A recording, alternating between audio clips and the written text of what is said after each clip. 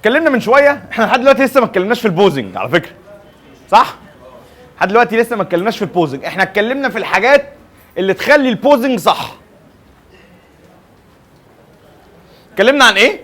اتكلمنا عن الاضاءه وتاثيرها في ال2 دي وال3 دي، واتكلمنا عن المساحه المستغله في المسطح، واتكلمنا عن الالوان، واتكلمنا عن البرسبكتيف المنظور، واتكلمنا عن العدسات، صح كده؟ دي الحاجات اللي دايركت بتافكت في الايه؟ في ال2 دي وال3 دي، ان انت بتخلي الصوره 3 دي زي ما انت عايز، او بتخلي الكاميرا تشوف الصوره ازاي.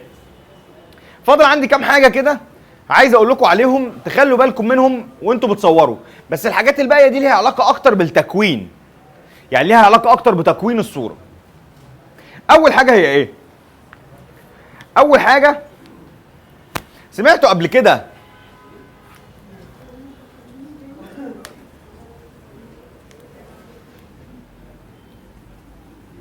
ها؟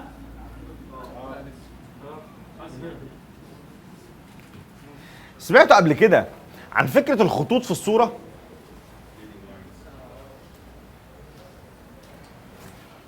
أي صورة في الدنيا، أي صورة في الدنيا المصور بيشوفها غير اللي بيتفرج عليها. المصور بيشوفها على هيئة خطوط، واللي بيتفرج عليها بيتفرج عليها على هيئة هل هي حلوة ولا وحشة. إزاي يعني؟ تعالى كده نجيب صورة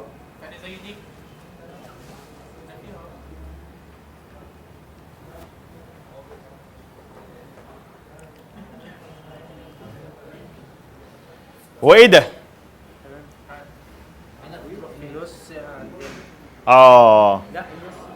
هقول لكم على حاجة. هو انت كمصور المفروض من صورتك ايه اللي يحصل؟ اول حاجة المفروض الصورة بتاعتك تشد انتباه الشخص، مش الصورة بقى، الاوبجكت اللي انت عايزه يشد الانتباه.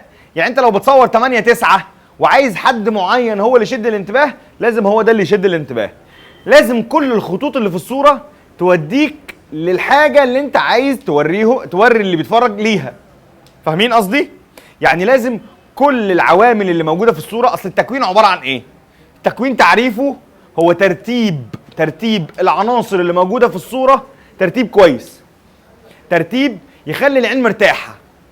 فانت كل صورة بتصورها انت بترتب العناصر، سواء كانت اشخاص او سواء كانت خلفية او سواء كانت اوبجكت ثابتة موجودة في الصورة، انت بترتبها بشكل معين. يعني نزولك بالزاوية كده ده ترتيب، لما بتقول للشخص تعالى يمين ده ترتيب، لما انت بتقرب او بتبعد ده انت بترتب الحاجات في الصورة. وكتير جدا من الصور لما حد يتفرج عليها يقول لك هي الصورة حلوة بس فيها حاجة، هو مش عارف ايه الحاجة، احنا هنا بنبقى عارفين ايه الحاجة. من اهم قواعد التكوين هي الخطوط. احنا بنشوف كل حاجة في الصورة على هيئة خطوط. يعني ايه؟ يعني الناس وهي قاعدة بالشكل ده هي العين مرتاحة. ليه العين مرتاحة؟ تعال نرسم الخطوط بتاعت الناس دي. يعني انا لو جيت، معلش هي الشاشة دي خلاص صلحت؟ تعال نتفرج هنا على المصور وهو بيصور الاربعة دول وازاي يهتم بالخطوط في الصورة. اول حاجة كان ممكن يصور الاربعة دول وهم قاعدين هنا، صح؟ هو ليه صورهم هنا اهو؟ عشان كذا حاجة. اول حاجة عشان لا اهو. اول حاجة عشان ابقى داخل من بره الصورة كده اهو، مش ده خط؟ مش ده اهو، مش ده خط؟ صح؟ وده خط، الخطين موديين لي للمكان اللي المفروض العين تبص فيه. تخيل ان الخطين دول هنا اهو والاربعه دول واقفين في الحته دي، انت عينك هتروح فين؟ هتبص على الباب، مع ان هم واربع اشخاص واقفين هنا، بس انت عينك هتبص على الباب لان العين بتمشي ورا الخطوط. طيب حلو قوي، يبقى انا عملت بالانس في الصوره بتاعتي وخليت اللي بيتصوروا موجودين جوه الخطوط دي، اوكي؟ وسبت لنفسي مساحه بره من اليمين ومساحه بره من الشمال عشان العين تبقى مرتاحه وهي داخله الخطوط دي. طيب الاربعه دول اقعدهم ازاي بقى؟ هل اقعدهم بالشكل ده اخليهم جنب بعض، ولا اخلي حد فوق وحد تحت، ولا ايه؟ دايما احنا عندنا لما تيجي ترص اي حد وهو بيتصور حاول ان انت ترصه على اشكال هندسيه. يعني فاكرين زمان ايام المدرسه كنا بنعمل ايه؟ كنا بنتصور ازاي؟ شكل هرمي، الطوال ورا والقصيرين قدام، ده كومبوزيشن، ده تكوين، ده ترتيب. طب وبعدين بتلاقي لازم نبقى نازلين عاملين كده، تحس ان الصوره احلى. طب لو انت خليت الناس واقفه كده، لا، صح؟ نفس الموضوع هنا اهو. حاول هنا اهو ان هو يعمل شكل مثلث في الصوره، خلى الاثنين دول هنا اهو وخلى الاثنين دول هنا اهو. اوكي؟ لو خدتوا بالكم انا لو جبت هنا خط العين، انا عندي العين من اهم حاجه في الصوره، من اهم الاماكن اللي انا ببقى محتاج ان اللي قدامي يبص عليها في الصوره هي العين، لان اقوى جزء في الصوره هو العين. فانا عندي هنا اول عين الخط بتاعها اهو، تاني عين الخط بتاعها اهو، تالت عين الخط بتاعها اهو، رابع عين الخط بتاعها اهو. لو خدتوا بالكم المسافتين دول قريبين قوي من بعض، المسافه ما بين العيون قريبه قوي من بعض. طب ليه خلى اتنين يمين واتنين شمال؟ عشان يعمل بالانس، عشان يخلي الصوره من اليمين موزونه مع الصوره مع الشمال. ما تلاقيش مثلا ان الاربعه دول قاعدين هنا اهو، تحس ان الصوره اتقل شويه. فده علم اسمه علم التكوين، يدخل من جواه البوزنج.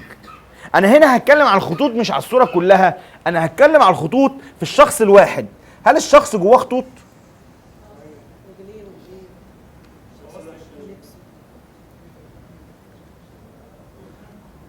ايه رايكم في الخطوط مش في ايه رايكم؟ خلينا دايما نبقى عارفين شويه حاجات. الشخص دايما انا كمصور ببص له بكذا شكل. اول حاجه عندي خط العين، ده خط عامل كده، خط عرضي، اوكي؟ وبعدين عندي خط الكتف، وبعدين عندي خط الركبه، وبعدين عندي خط الخصر،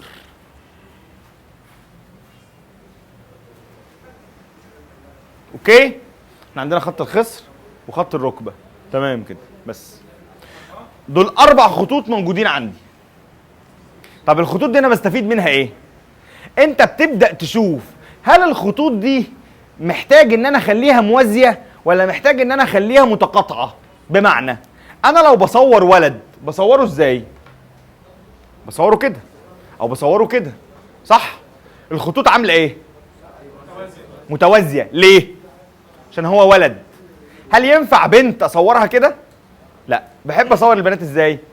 كده كده، صح؟ مش المودلز دايما تلاقيهم بيخشوا يروحوا عاملين كده في الاخر؟ هي بتعمل ايه كده؟ بتخلي الخطوط مش متوازيه. لان الخط المتوازي، الخطوط المتوازيه بتخلي لك الصوره تطف شويه عن الخطوط اللي ايه؟ المتقاطعه. لان انت لو الخطوط دي مالت مع بعض، يعني بص هنا الخط ده لو كمل كده والخط ده هيتقطعوا مع بعض. الخط ده لو كمل كده والخط ده هيتقطعوا مع بعض. فاهمين اللي اقصده؟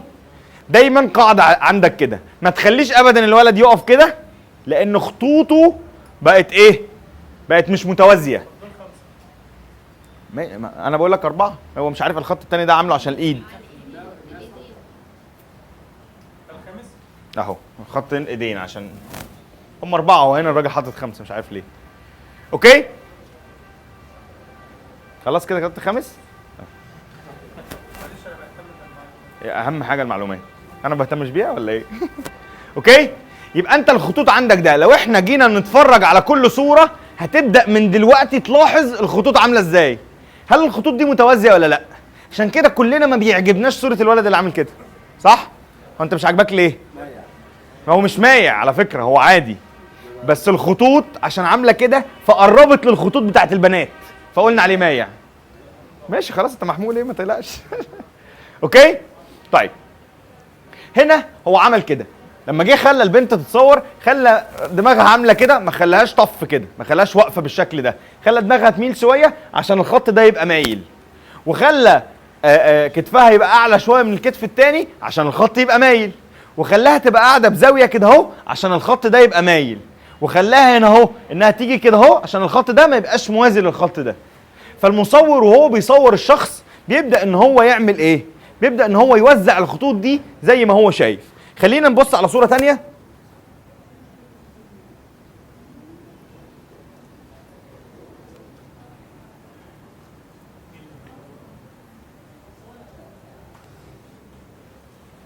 بصوا هنا اهو، همسح حاضر.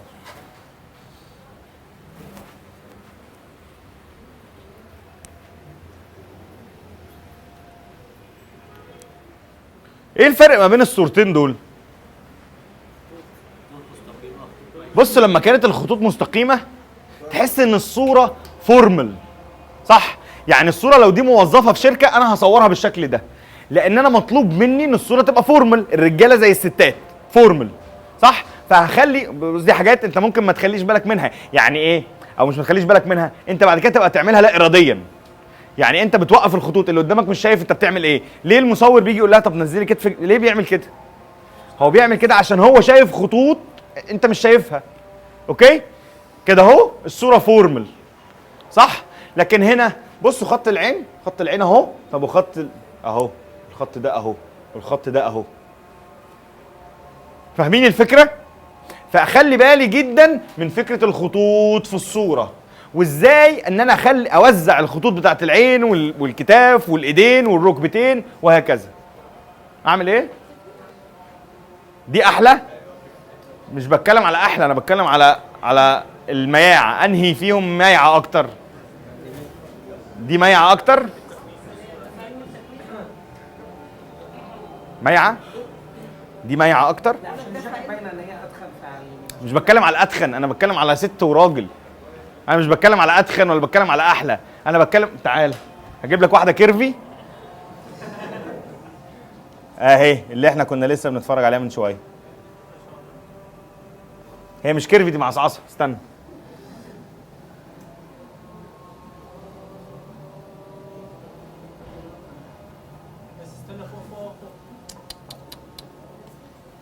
بص الراجل، لا بص الراجل، هل ده ينفع يعمل كده؟ شكله ينفع. تعالى، فاهم قصدي ايه؟ انت فاهم ولا مش فاهم؟ اقولها لك بالياباني؟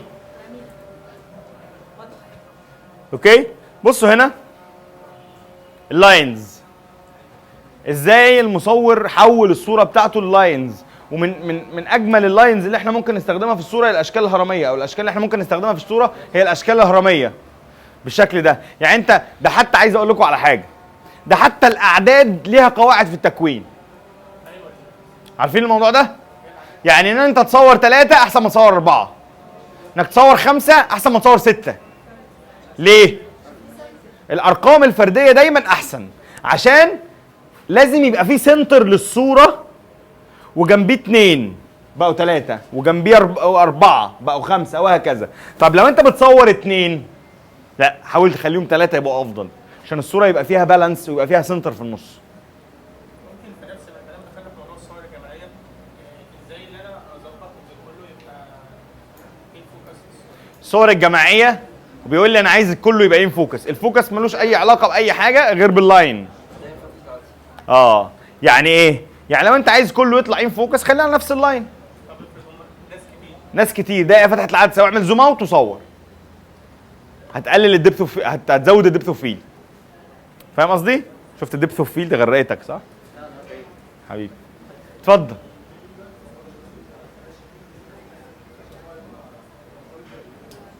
الكابلز بيبقوا 2؟ مين اللي قال لك الكلام ده؟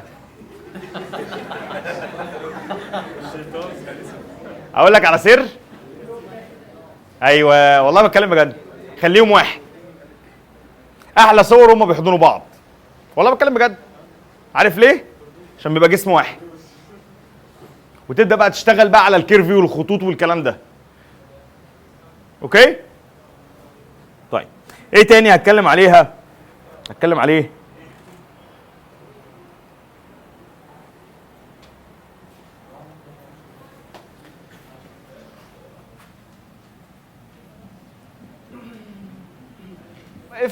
لو بصيت له من كده هتلاقي ان عينه تقريبا موازيه لاكتافه، موازيه لخصره، موازيه لركبتين، وموازيه لرجله.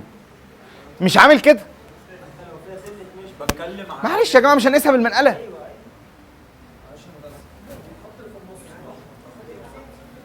ده خط الجسم كله بقى، اللي هو البنت، الخط ده عند الجسم عند البنت بيبقى عامل كده. فاهم قصدي؟ الولد ما ينفعش يبقى عامل كده. اخر حاجه عايز اتكلم فيها هي داخله في وسط الحاجات اللي احنا قلناها كلها، ولكن انا عايز اخصص لها شويه. الوش. موضوع الكلوز ابس، الناس اللي بتصور كلوز اب شويه على الوش، لازم تبدا تدرس الوش اللي قدامك. انتوا عارفين طبعا ان اي وش في الدنيا نصه غير نصه. هرجع لك 40 جنيه واخرجك. شفت؟ يبقى استثمار، بتيجي هنا تستثمر وتمشي. انتوا عارفين ان النص ده غير النص ده؟ عارفين ان نص الجسم ده غير نص الجسم ده؟ يعني دايما وانت بتبص اللي قدامك تبدا تفكر في كذا حاجه. انهي عين اكبر من انهي عين؟ انا انهي عين عندي اكبر؟ دي اكبر ولا دي؟ الاثنين زي بعض؟ سلم على ربنا يخليك والله ربنا يكرمك. دي اكبر ولا دي؟ طب انتوا عندكم مشاكل بقى. دي اكبر ولا دي؟ انا عارف انهي اللي اكبر، فانت ما تشككنيش في نفسي. دي اكبر صح من دي. فمعنى كده لو انت هتصورني من الجنب ما تجيش تصور والكاميرا هنا. يعني العين اصلا هي كبيره وكمان بتصور من ناحيه العين الكبيره، فمعنى كده انها اقرب للكاميرا فبتكبر اكتر. هتبقى اكبر من دي. انت عايز تبالانس. يعني يفضل لو انت معاك الحريه ان انت تصورني من هنا كده. فاهم قصدي ايه؟ طيب بمناسبه العين، محدش يصور ابدا بورتريه حد عامل كده. فاهمين قصدي؟ يعني ما تجيش تصور بورتريه من فوق والراجل يعمل لك كده. البورتريه دايما العين بتتحرك مع الوش، العين في السنتر وبتتحرك، لان الجزء اللي هو الابيض ده بيضايق العين قوي لما تيجي تشوفه. شفتوا؟ ما تصوروش بورتريه وحد عامل كده. او مثلا تقول لها ايه بصي للسما، تروح بس عامله كده. اوكي؟ اخلي بالي جدا ان انا ما بينش البياض بشكل كبير جدا في الصوره، لان انا بشوف صور بورتريهات كتير قوي يروح حاطط الفلاش فوق ويقول لها بص للاضاءه، فهي تروح واقفه وتروح عامله كده. والاضاءه بقى لو جت في النص تلاقيها راحت عامله كده. دايما العين في سنتر الوش. لو انا بحرك الوش بحركه مع العين، يعني بص لايدي بوشك، بص لايدي بوشك. فاهمين اقصد ايه؟ طيب العين، حد يسال حاجه في العين؟ اقول لكم على سر كده في البورتريه ملوش علاقه بالبوزنج. انتوا عارفين فكره العين لما بتوسع وبتضيق؟ انت لازم تستغلها في البورتريه. كنا اتكلمنا عليها في ورش البورتريه قبل كده. مش عارفين الكلام ده؟ اي عين انسان ليها شكلين، وبالذات لو هي ملونه. يعني ايه؟ العين ساعات بتبقى عامله كده او عامله كده،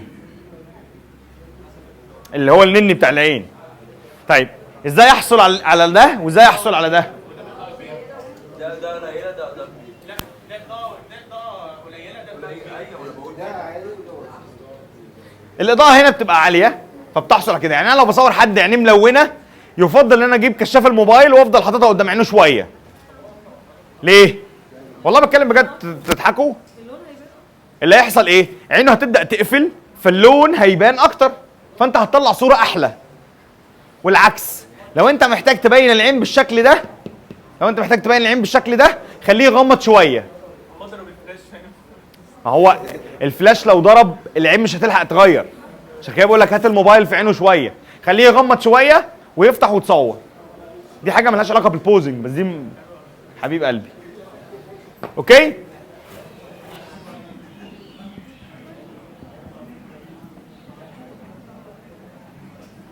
المناخير عقدة نص الشعب المصري. الصغير مش عاجبه مناخيره، والكبير مش عاجبه مناخيره، والعريض مش عاجبه مناخيره، والرفيع. كله بيعمل عمليات تجميل.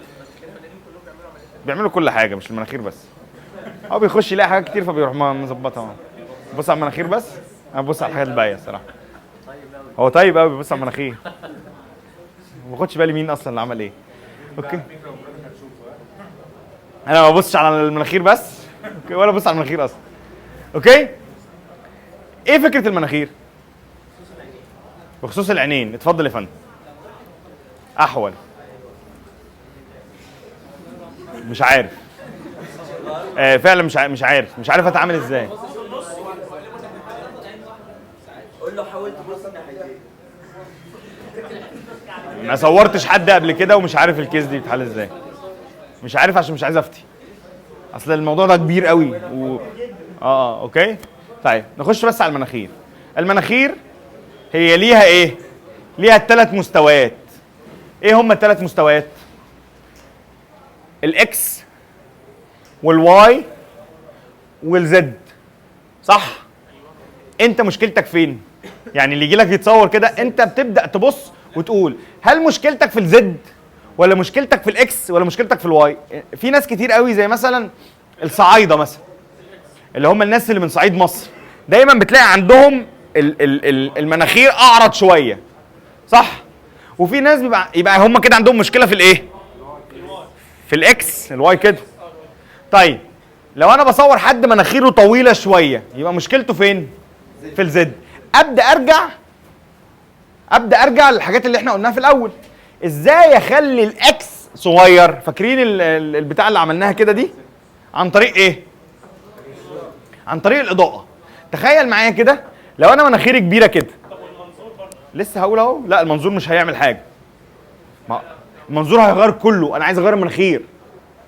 انا هنا بتكلم عن حاجه.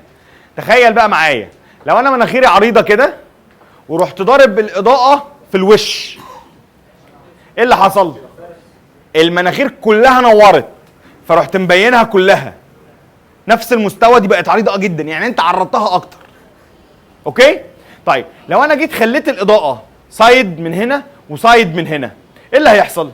الاضاءه هتخبط كده، فمعنى كده ان المكان ده هيبقى منور والمكان ده هيبقى منور والمكان اللي في النص هيبقى اقل شويه في الاضاءه، هيبقى شادو. معنى كده ان انا خليت المناخير 3 مستويات، فخليت المناخير اصغر شويه. اوكي؟ طيب دي اول حاجه. او ان انا اصلا اشتغل من غير الاضاءه، اشتغل بالمسطح.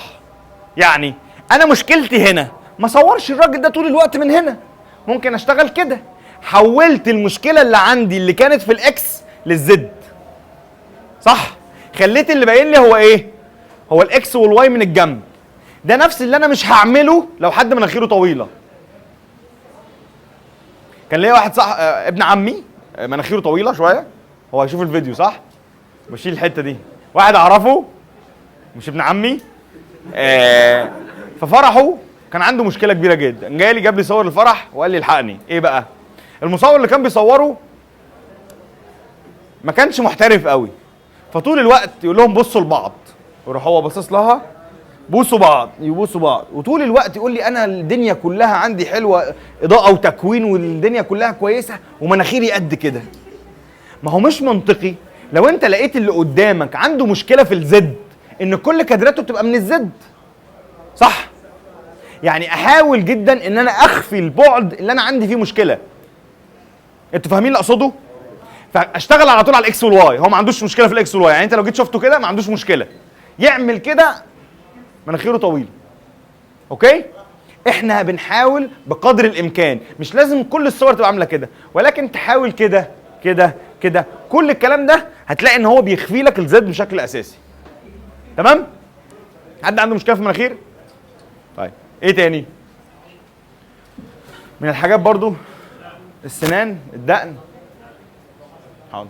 انا عندي سؤال بس بالنسبه للاضاءه. حضرتك قلت ان انا ماشي هنور من الجنب على اساس ان انا ابين عشان المناخير اصغر، بس لو ضوء ثابت شمس لمبه فوق. انا قلت لك الحل بالطريقتين، بالاضاءه ازاي تصغر المناخير، وبالمسطح ازاي تعمل ايه؟ ان انت ما تصورش من مسطح يخليك الحاجه طويله. فاهم قصدي ايه؟ او كبيره. طيب ثالث حاجه، الحاجات دي مش هتلاقوها في الكتب. طيب بعد اذنك بس عشان انا لقيتها في مره في فيديو، يعني انا لو واحد مناخيره كبير وصورته من تحت، انا ما طبقتهاش عملي، ده ما يأثرش على طولها؟ يعني هو مثلا مناخيره طويله وجيت انا نزلت بالكاميرا صورته من تحت، هل بص تخيل معايا، سيبك من الفيديو، سيبك من اي حاجه، واحد مناخيره طويله كده، رحت انت مصوره من تحت من هنا او من فوق من فوق هتبقى طويله كده. ما انت شايف عندك طول كده، انت فاهم قصدي ايه؟ على حسب. بص اصل انا مش هينفع اقول لك الطويل عامل ازاي، ما هو ممكن يكون طويل كده، ممكن يكون كده، ممكن يكون كده، يعني انت فاهم قصدي ايه؟ الفكره في الجنرال، الحاله العامه. بص للي قدامك وابدا انت حل. انا لما باجي ببص للي قدامي هو بيتصور بورتريه، ببدا اخد نوتس كده، 1 2 3، الجنب اليمين اكبر من الجنب الشمال، مناخيره طويله، بقه عريض، بقه صغير، عنده نغزتين، عنده خدود. برضو موضوع الخدود ده ممكن واحد مش عايز الخدود تظهر، نوره فلات. انت فاهم قصدي ايه؟ صباح الفل. لو انا عندي خدود ومش عايز الخدود تظهر، خلي الاضاءه فلات. لو انت خليت الاضاءه فلات مش هيبقى فيه جزء منور عن جزء.